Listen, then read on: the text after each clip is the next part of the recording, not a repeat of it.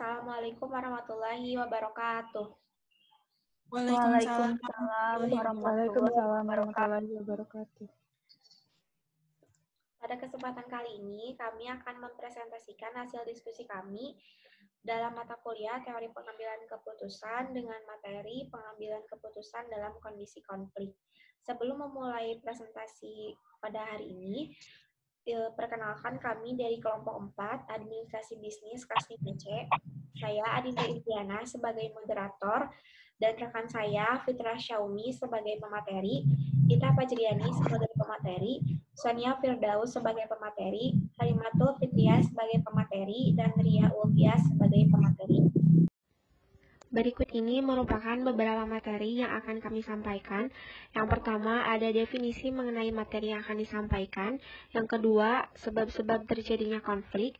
Yang ketiga, jenis-jenis konflik. Keempat, pengambilan keputusan dalam kondisi konflik. Yang kelima, ada teori permainan. 6, unsur-unsur teori permainan. Yang ketujuh, sifat-sifat permainan. Dan yang kedelapan, jenis-jenis teori permainan.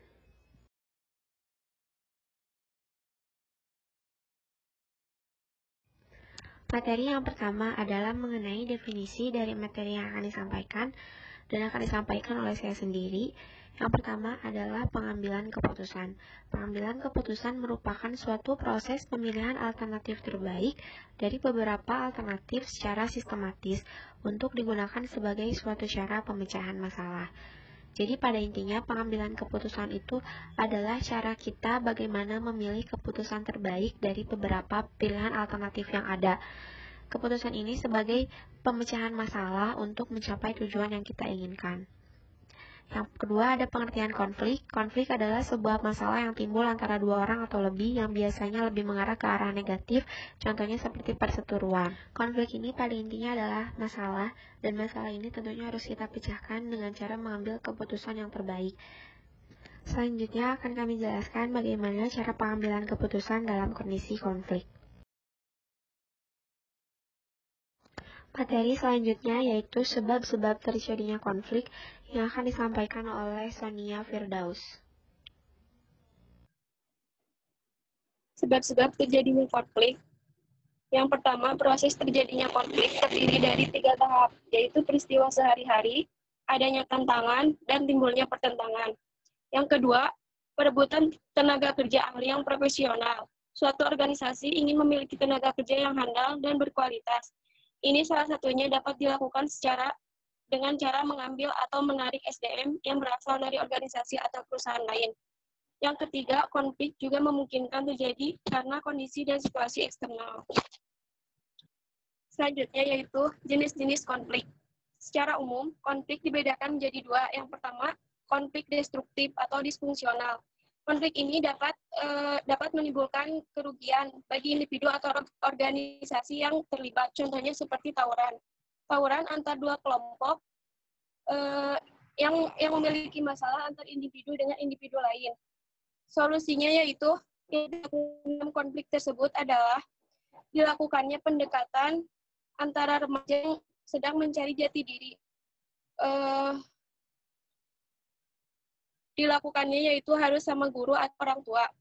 Yang kedua, konflik konstruktif.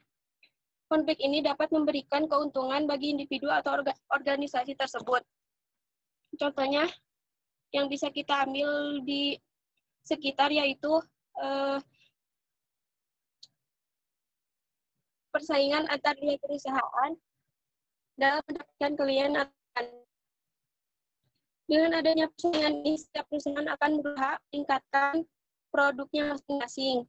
Nah, disinilah konstruktifan dalam sebuah konflik terbentuk. Karena perusahaan tidak berusaha saling menjatuhkan, tetapi berusaha saling memperbaiki produknya untuk menarik para pelanggan. Sedangkan dalam kehidupan organisasi ada 5 jenis konflik, yaitu yang pertama konflik dalam diri individu. Contohnya seperti seorang memiliki 2 keinginan yang tidak mungkin dipenuhi sekaligus. Yang kedua, konflik antar individu. Konflik antar individu, contohnya seperti konflik yang terjadi antar 2 orang yang berbeda, seperti staf antar staf, kerja antar kelompok. Yang ketiga, konflik antar individu dan kelompok. Konflik ini lebih ke tekanan dari kelompok ke individu. Yang keempat, konflik antar kelompok dan organisasi yang sama. Dan konflik ini yang sering terjadi dalam organisasi. Yang kelima, konflik dalam diri individu. Konflik ini merupakan tipe konflik yang banyak terjadi di dalam organisasi, baik itu staf, antar staf, pekerja, dan lain-lain. Materi yang selanjutnya yaitu pengambilan keputusan dalam kondisi konflik yang akan disampaikan oleh Harimatul Fitriah. Oke, selanjutnya saya akan menjelaskan tentang pengambilan keputusan dalam kondisi konflik. Nah, pengambilan keputusan dalam kondisi konflik terjadi apabila alternatif keputusan yang harus dipilih atau diambil berasal dari pertimbangan atau persaingan dari dua atau lebih pengambil keputusan. Jadi, pada teori ini, dua orang tersebut mempunyai informasi atau data masing-masing hingga menimbulkan perdebatan dan kemungkinan-kemungkinan hasil. Salah satunya dengan teori permainan, di mana teori permainan ini adalah suatu pendekatan matematis untuk merumuskan situasi persaingan dan pertentangan atau konflik antara berbagai kepentingan. Teori ini dikembangkan untuk menganalisis proses pengambilan keputusan dalam kondisi konflik yang melibatkan dua atau lebih orang kepentingan. Next.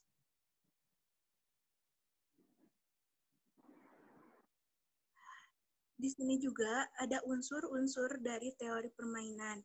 Yang pertama adalah pemain. Pemain ini merupakan pelaku-pelaku dari permainan yang masing-masing merupakan pengambilan keputusan. Dan aturan-aturan merupakan kerangka di mana para pemain memilih strategi mereka. Lalu, yang kedua, ada hasil keluar atau outcome. Hasil-hasil dari permainan biasanya disajikan dalam bentuk matrix payoff, yaitu nilai pemain kalah kepada yang menang pada akhir suatu permainan yang berbentuk angka-angka. Lalu yang ketiga ada variabel-variabel, merupakan faktor yang mempengaruhi jalannya permainan. Dalam hal ini mempengaruhi keputusan, pilihan, dan hasil-hasil yang keluar. Lalu yang keempat ada kondisi informasi. Informasi ini akan mempengaruhi atau menentukan gerakan-gerakan masing-masing permainan.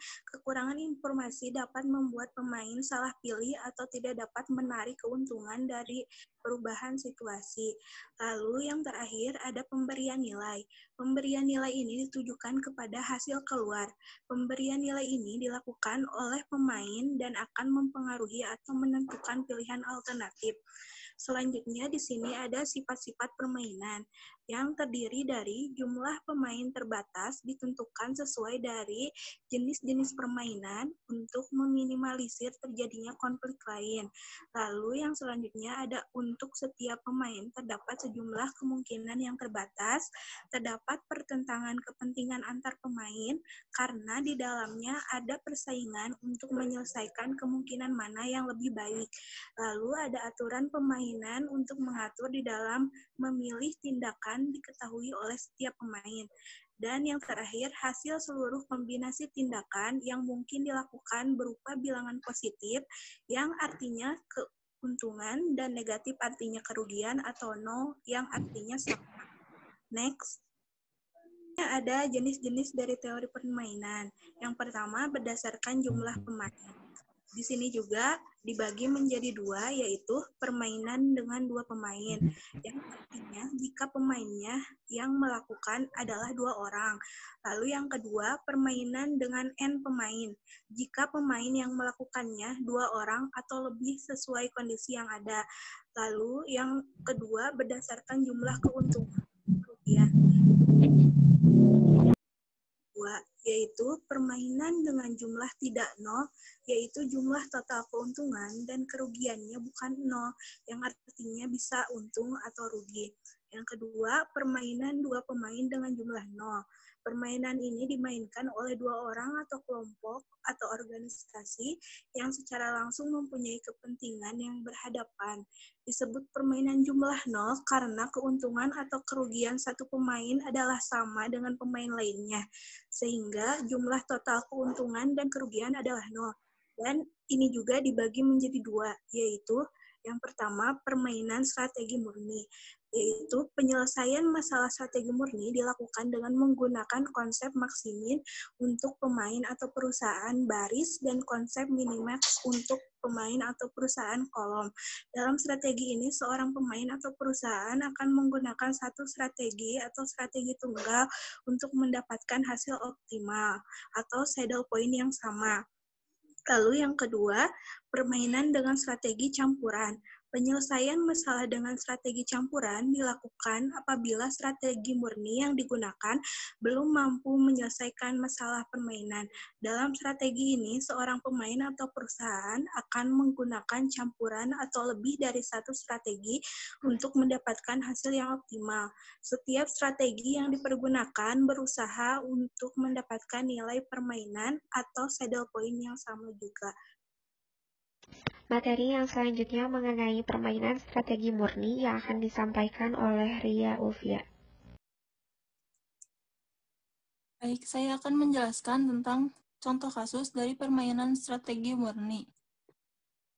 Soalnya yaitu dua buah perusahaan yang memiliki produk yang relatif sama, selama ini saling bersaing dan berusaha untuk mendapatkan keuntungan dari pangsa pasar yang ada. Untuk keperluan tersebut, perusahaan A mengandalkan dua strategi dan perusahaan B menggunakan 3 macam strategi, dan hasilnya terlihat pada tabel berikut ini.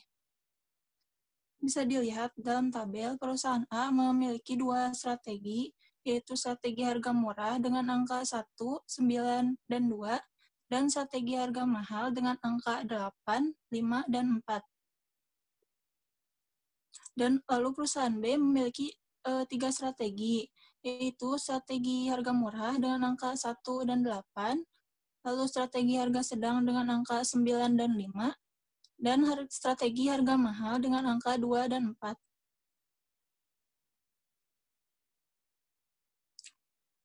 Nah, dari kasus tersebut, pertanyaannya bagaimana strategi yang harus digunakan oleh masing-masing pemain atau perusahaan agar masing-masing mendapatkan hasil yang optimal, atau jika untung, keuntungan tersebut besar, dan jika rugi, maka kerugian tersebut paling kecil.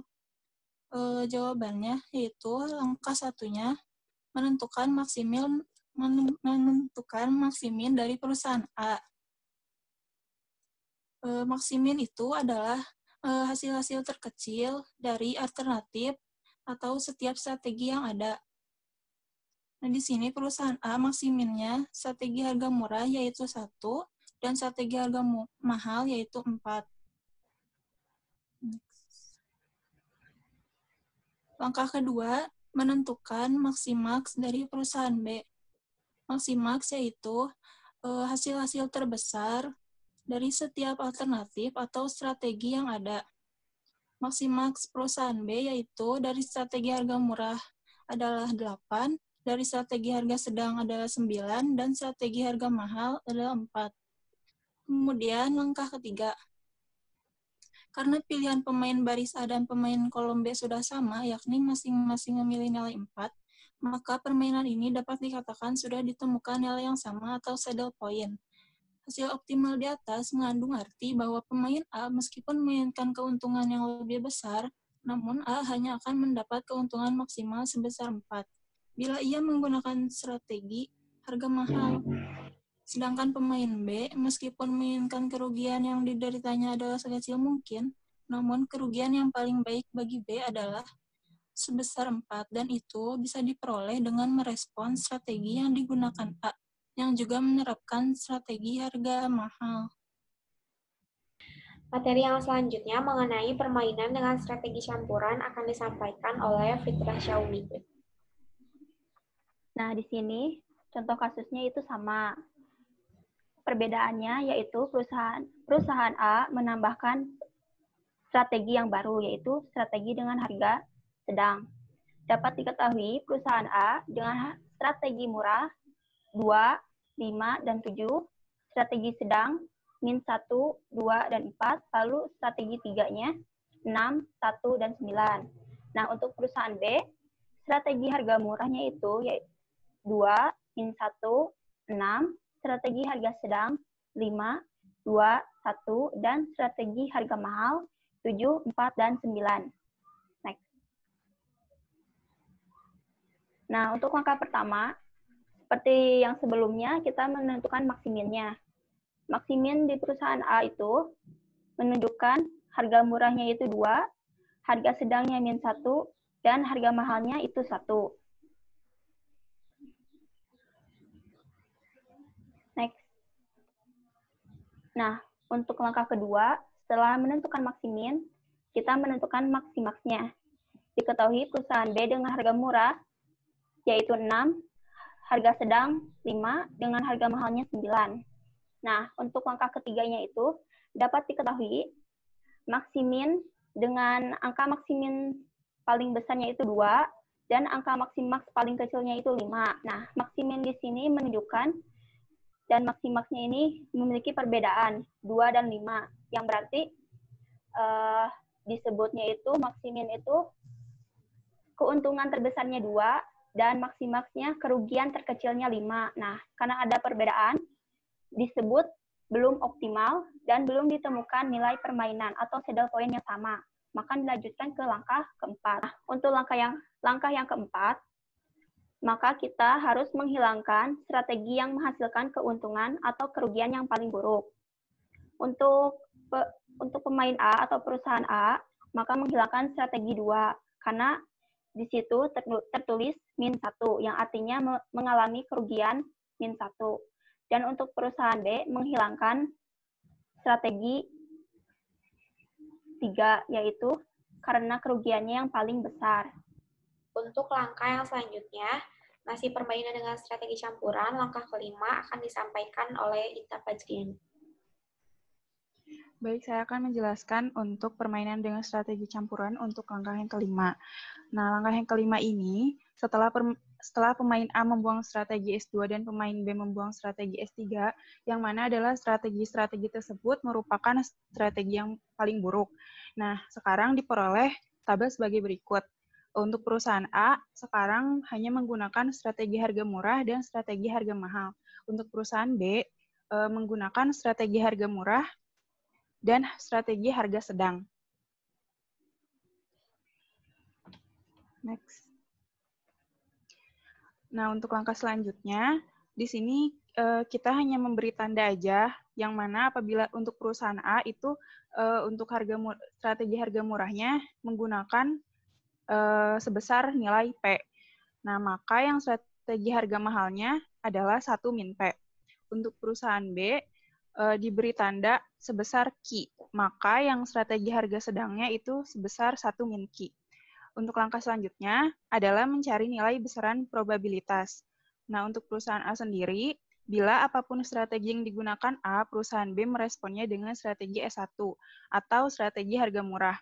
Maka di sini kita didapatkan nilai probabilitasnya yaitu 2P ditambah 6 dalam kurung 1 min P sama dengan 2P ditambah 6 dikurangi 6P sama dengan menghasilkan 6 min 4P. Kemudian, bila apapun strategi yang digunakan A, perusahaan B meresponnya dengan strategi S2 atau strategi harga mahal. Maka di sini kita dapatkan 5P ditambah 1 dalam kurung 1 min P sama dengan 5P ditambah 1 min dikurangi 1P. Dan menghasilkan 1 tambah 4P. Kemudian selanjutnya, bila kedua hasil persamaan tersebut digabung, maka tadi kan kita sudah mengetahui ya, hasilnya yang pertama itu adalah 6 dikurangi 4P. Yang kedua itu sama dengan 1 plus 4P. Kemudian kita hitung, dan kita cari P-nya.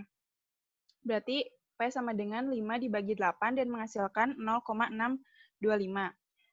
Nah, selanjutnya adalah apabila P-nya adalah 0,625, maka untuk mencari 1 min P, berarti P-nya kita masukkan menjadi 1 dikurangi 0 0,625 dan menghasilkan 0,375. Sehingga kedua nilai probabilitas untuk strategi S1 dan S3 ini milik perusahaan A ini sudah diketahui nilainya. Apabila kedua nilai probabilitas tersebut dimasukkan ke dalam kedua persamaan di atas, maka keuntungan yang diharapkan oleh perusahaan A adalah dengan persamaan ke-1 dengan persamaan kedua, yaitu adalah 2P ditambah 6 dalam kurung 1P, sama dengan 5P ditambah 1 dalam kurung 1 min P. Kemudian kita masukkan nilainya yang tadi sudah kita cari P-nya ke yang itu. Berarti jadi 2 dalam kurung 0,625 ditambah 6 dalam kurung 0,375. Kemudian yang persamaan kedua yaitu 5 dalam kurung 0,625 ditambah 1 dalam kurung 0,375. Kemudian kita di sini di persamaan 1 kita mendapatkan 3,5 dan di persamaan kedua yaitu 3,5. Di sini kita mengetahui bahwa setiap perusahaan ini menghasilkan nilai yang sama. Dan kalau dilihat lagi, setelah menggunakan permainan dengan strategi campuran ini, untuk perusahaan A ini menghasilkan nilai yang lebih tinggi. Yang sebelumnya 2 menjadi 3,5. Yang selanjutnya, masih dalam permainan dengan strategi campuran, saya akan menjelaskan untuk perusahaan B. Di sini, bila apapun strategi yang digunakan B, perusahaan A meresponnya dengan strategi S1. Strategi S1 itu yang ini ya, yang harga murah, yang 2, 5, maka 2 dikali Q ditambah 5 kali 1 min Q. 2Q ditambah 5 kali 1 sama dengan 5, 5 dikali min Q sama dengan min 5Q. Jadi totalnya adalah 5 min 3Q.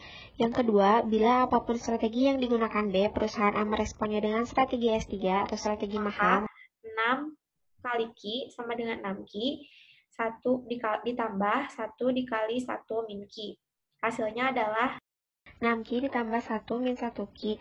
6Q dikurangi 1Q 5Q, jadi hasilnya 1 ditambah 5Q. Bila kedua hasil persamaan tersebut digabung, maka 5 min 3Q sama dengan 1 ditambah 5Q.